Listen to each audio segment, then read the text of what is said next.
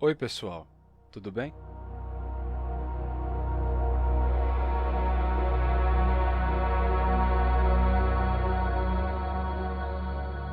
Hoje eu vou falar de algo fascinante que ocorre no seu cérebro sem você perceber. Ao falar, você não pronuncia o que acredita estar pronunciando, e quando alguém fala com você, você não ouve o que acredita estar ouvindo. Preste atenção no que eu vou dizer agora. Os brasileiros dizem telefone celular e os portugueses dizem telemóvel.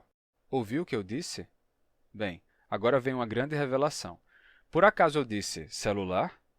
Não, eu não disse. Na verdade, eu disse celular, não celular.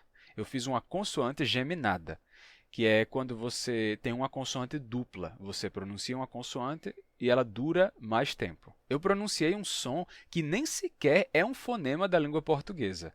E, na verdade, quando a gente fala, consoantes geminadas podem aparecer e quando a gente ouve, elas passam por um filtro no nosso cérebro e são reinterpretadas. Em vez de celular, eu só segurei o L por mais tempo e disse celular. Só que o seu cérebro entendeu como se eu tivesse dito celular. Por quê? Bem, hoje você vai aprender sobre um superpoder do seu cérebro, mas esse superpoder também gera uma vulnerabilidade. É que, ao aprender a nossa língua materna, a gente vai adquirindo e formando um sistema fonológico na nossa mente. Esse sistema nos diz quais fonemas são possíveis.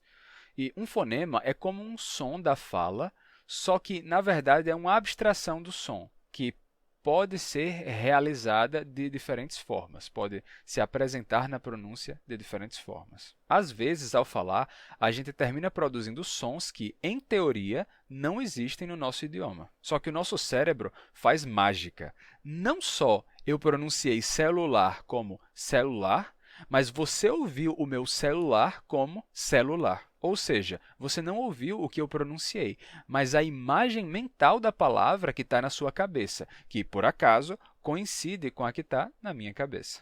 O funcionamento do sistema fonológico que está nas nossas mentes é diferente do sistema fonético.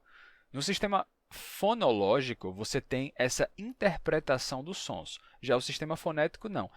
Ele vai lidar simplesmente com os sons em si, independentes de qualquer interpretação. Por exemplo, ti e ti são sons diferentes foneticamente, mas falantes de português absorvem a ideia de que ti é equivalente de ti, porque essa variação surgiu na nossa língua e, ao ouvir as duas formas, foi produzida na nossa mente uma ideia de uma equivalência entre esses dois sons. E por isso, para nós, tia e tia são duas formas diferentes de pronunciar a mesma palavra. Por outro lado, falantes de inglês não têm essa equivalência. Para eles, ti e ti não são, de forma nenhuma, variantes do mesmo som. E em inglês você pode ter, por exemplo, palavras como tin e chin como duas palavras diferentes. Você não tem a opção de pronunciar tin como chin, porque isso seria outra palavra. Ou seja, o que importa é a forma como o seu cérebro entende os sons, e não os sons em si.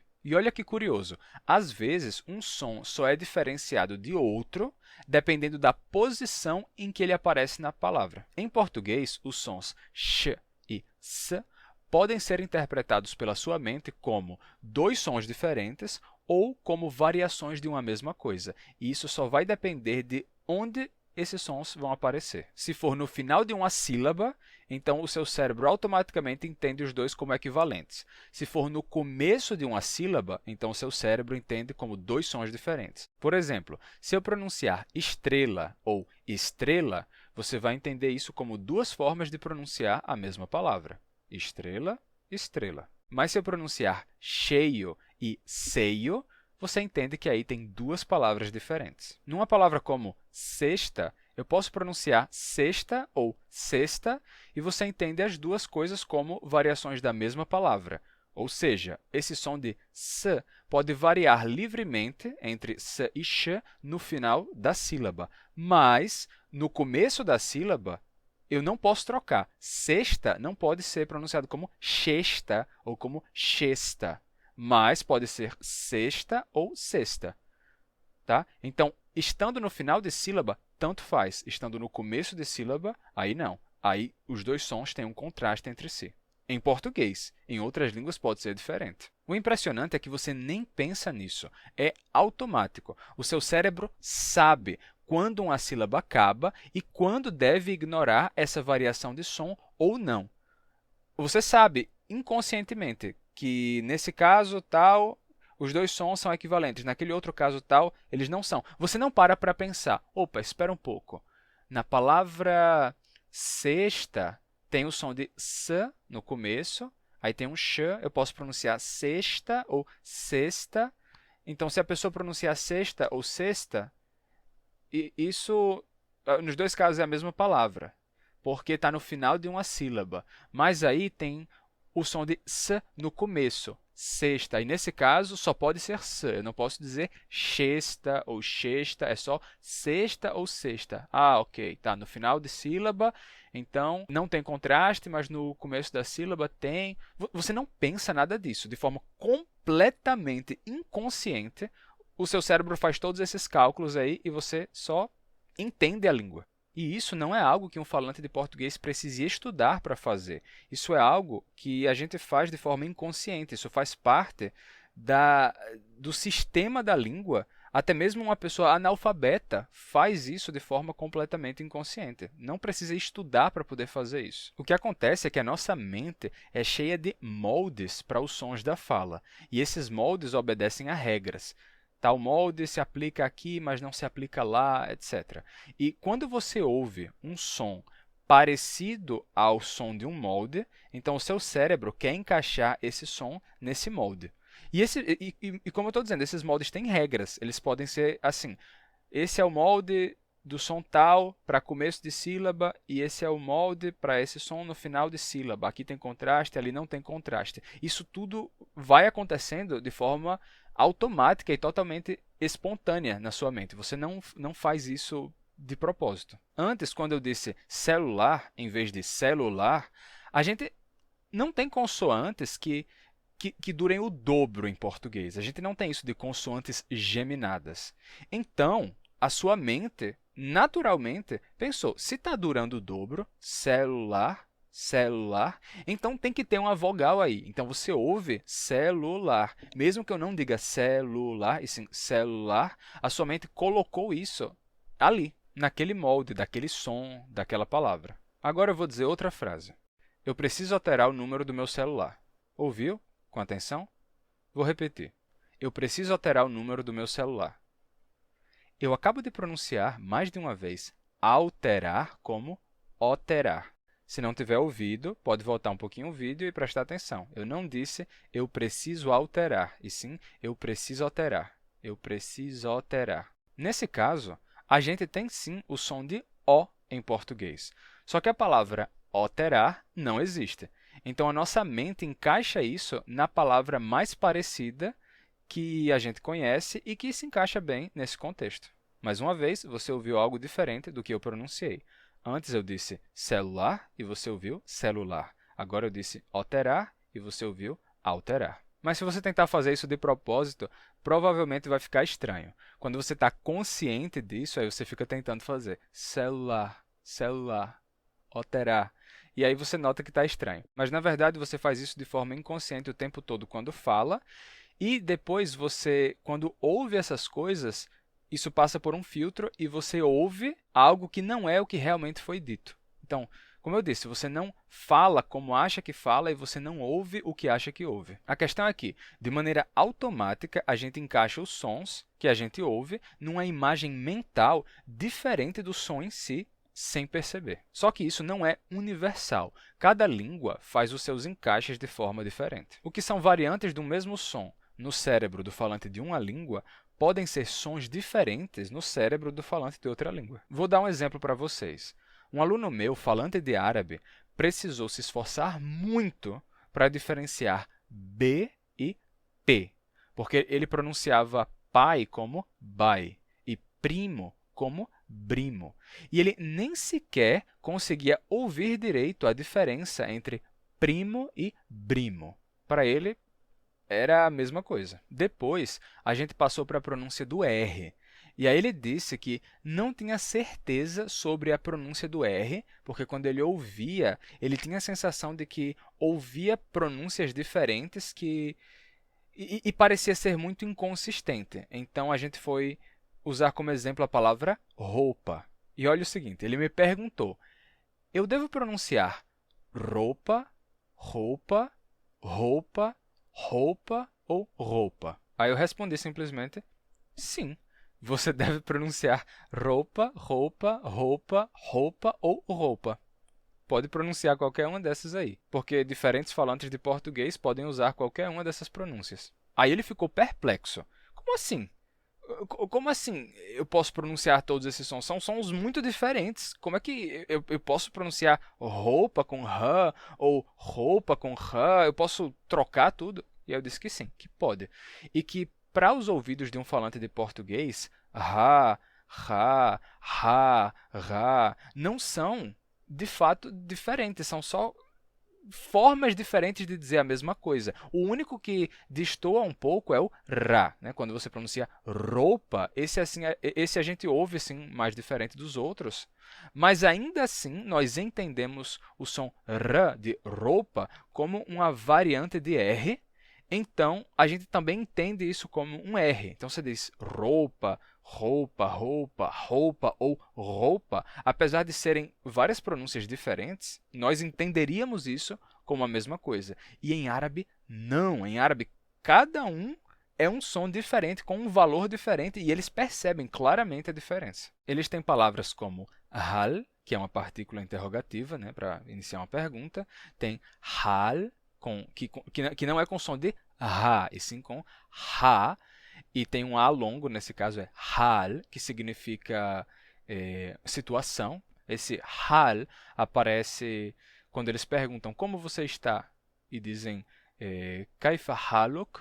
Então, esse hal do haluk é o de situação, que é diferente do hal, da partícula interrogativa. Temos hal, que é vinagre. Tem ral, também, que é do verbo introduzir. E eles têm letras diferentes para ra, ha, ra e ra. Aí, nesse caso, a gente não diferencia sons que, para ele, são sons claramente diferentes. Só que, às vezes, é o contrário. O português diferencia sons que, para ele, são idênticos. Como a gente diferencia P, da letra P, e pé, da parte do corpo. P, pé. Ou avô, avó, ou pau, pão. Aí, quando eu mostrei para ele esses exemplos, aí ele ficou perplexo. Ele ficou, como assim? Vocês diferenciam sons que são idênticos e não diferenciam sons que são claramente diferentes? E aí eu tive que explicar que, da nossa perspectiva, e não são idênticos. O não são idênticos, ao e ão não são idênticos, mas que, para um falante de português, normalmente, ra e ra, esses sim são idênticos. E, na verdade, não são idênticos, né? Mas o que importa, como eu disse, não é o som, mas é como o nosso cérebro interpreta o som. A gente não ouve realmente o que a gente ouve uma interpretação do som depois que passa por um filtro. Mas sobre a questão da palavra roupa, não importa como você pronuncie, a melhor continua sendo insider. E se você não for como eu, que praticamente só uso preto, eu tenho uma boa notícia para você. Agora, a camiseta tradicional da Insider com gola U tem novas cores, que vocês podem ver aí na tela. Mas, se você for como eu, vá lá e compre a preta mesmo. Todas têm as mesmas vantagens que você já conhece. Desamassar fácil no corpo, secar rapidamente, demorar para precisar lavar, entre outras vantagens. E devido à Semana do Cliente, somando meu cupom especial Glossonauta15 com os descontos do site, você pode obter até 30% de desconto e frete grátis. Vai até o dia 22 de setembro. Aproveitem lá então. Vou deixar o link na descrição e no comentário fixado. Bem, agora que você sabe que não ouve o que acredita estar ouvindo e que a sua mente coloca os sons nos moldes que ela foi formando ao longo da sua vida, você não pode se esquecer disso ao aprender uma língua estrangeira. Um grande erro dos estudantes de outros idiomas é tentar sempre encontrar um paralelo dos sons que eles estão ouvindo com aqueles que existem na sua própria língua, quando, na verdade, eles deveriam estar com a mente aberta para criar novos moldes para novos sons, sem entender esse novo som como uma variante de um som que tem na sua língua materna, mas como um som em si mesmo, um novo fonema. Falantes de inglês podem ter dificuldade com os nossos sons de T e D em português, porque em inglês, o que diferencia o T do D são duas coisas e em português só é uma. Em português, a diferença de T para D é que o D é sonoro e o T não. No D, temos vibração das cordas vocais. D, D. Já no T, não, é T, T. Em inglês, tem uma outra diferença entre o T e o D. É que o T, além de não ter essa vibração, é também aspirado. Tem vento que sai com ele. Não é simplesmente T, D, mas T, D, T, D, certo? Então, quando eles tentam pronunciar o T e D do português, eles fazem algo como T, D, T, D. E quando eles ouvem o nosso T de verdade, que é T e não T, eles às vezes confundem isso com um D. Tá? Eu lido com isso bastante com os meus alunos. Por exemplo, eu vou ensinar o verbo ter, aí eu digo ter na terceira pessoa, eu digo tem, tem. E aí eles me perguntam, é tem ou den? Aí eu digo, não é nem tem, nem den, é tem. E aí eu preciso explicar que em português o T não tem uma aspiração, que a gente não diferencia T e D, a gente diferencia T e D. Nenhum dos dois tem aspiração, é T, D e não TD. Falantes de português, por outro lado, não tem um molde para o som de E diferente do E. Então, pronunciam black como black. E, por causa disso, tem dificuldade para diferenciar entre man, no singular, e men, no plural. Man, men. Acontece que aí temos dois sons diferentes para os falantes de inglês que, para os falantes de português, não tem esse contraste. Então, a gente encaixa esse A do inglês no som do E do português e diz men e men, no singular e no plural. A questão é que tem que parar de tentar encaixar esses sons em algo que já existe na sua mente. Porque o que você está procurando, o som que você está procurando, ele ainda não existe na sua mente. E para muitas pessoas, esse molde novo não surge sozinho. Um adulto não aprende um idioma exatamente da mesma forma que uma criança que está aprendendo a sua língua materna. Talvez você precise ser consciente desse elemento e se esforçar. Se num idioma dois sons específicos são realmente considerados como sons diferentes, leve isso a sério. Tem que ficar repetindo os sons diferentes em diferentes palavras de forma intencional até a sua mente aceitar. Uma hora ela aceita. E claro, não é necessário falar uma língua estrangeira igual a um falante nativo. Só é necessário pronunciar as palavras de forma que elas tenham sentido, que elas façam sentido para os falantes daquele idioma. Esses dias eu vi um vídeo em que uma russa estava conversando com outras pessoas e ela estava falando português, estava todo mundo falando português, e ela disse a palavra mareu. Ninguém entendeu o que mareu significava, né? Não fazia nenhum sentido. Na verdade, o que ela queria dizer era morreu. Só que pronunciar morreu como mareu obviamente, não faz sentido nenhum para qualquer falante de português, só faz sentido para um falante de russo. Então, isso é um exemplo do que acontece quando você pronuncia uma outra língua por meio da fonologia da sua própria língua sem aprender novos moldes. Por quê? Porque em russo, o som de O, quando ele aparece em posição átona, ele se torna A na maioria dos sotaques do russo. Tá? Tem alguns sotaques em russo em que isso não acontece. Então, uma palavra como хорошо, хорошо, em alguns sotaques, não se pronuncia хорошо, e sim хорошо. Ou uma palavra como яблоко pode ser pronunciada como яблоко ou яблоко, dependendo do sotaque. Só que acontece que, para um falante de russo, хорошо e хорошо são variantes da mesma palavra. Então, não importa qual dos dois sotaques você tem, eles vão entender хорошо e хорошо como a mesma palavra. Da mesma forma que um falante de português entende tia e tia como a mesma palavra. Se a gente transferisse a fonologia do português para o espanhol, então uma palavra como chico poderia ficar pronunciada como tico. Só que, na verdade, não pode, porque na fonologia do espanhol, ti e ti não são equivalentes. Então, tio em espanhol é tio e jamais tio, e chico é sempre chico e nunca é tico. Em russo, хорошо e хорошо são equivalentes, mas em português, não. Em português, o O e o A não são equivalentes em posição átona. Então, se você tem morreu, isso jamais poderia ser marreu. Tá? Em russo isso faria sentido, não em português. E outra coisa que aconteceu aí é que, provavelmente, aprendendo português, ela aprendeu vendo a escrita das palavras e ela viu que o verbo morrer se escreve com RR. E em russo, quando você tem R, sempre é R. E não importa se você tem RR, isso não faz com que ele se torne R.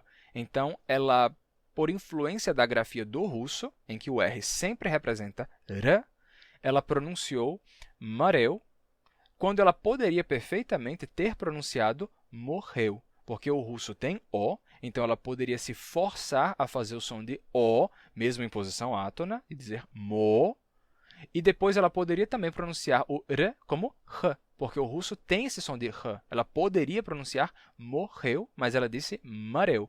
E por quê? Mesmo tendo esses sons na língua dela, ela pronunciou de uma forma que é incompreensível para um falante de português? Simples, porque ela estava falando português por meio da fonologia do russo. E muitas vezes isso não vai causar problema e a pessoa vai entender. Outras vezes, vai causar grande dificuldade para um falante de português entender o que está sendo dito ali, mas ainda assim é possível entender, e outras vezes simplesmente não tem como entender. Bem, e eu estou descrevendo isso porque todas essas coisas só acontecem por causa da forma como o nosso cérebro interpreta os sons e interpreta a língua. Nós não ouvimos o que achamos que ouvimos. Isso é o mais fascinante. Bem, pessoal, é isso. Agora vocês sabem de uma coisa nova sobre como nós processamos a língua e os sons. E que, na verdade, os sons estão passando constantemente por um filtro no nosso cérebro. E quando a gente se torna consciente disso e passa a analisar os sons e as suas variações de forma consciente, isso ajuda muito no aprendizado da pronúncia correta de outros idiomas. Espero que tenham gostado do vídeo de hoje. Cliquem em gostei, inscrevam-se no canal e compartilhem o vídeo com outras pessoas que poderiam gostar.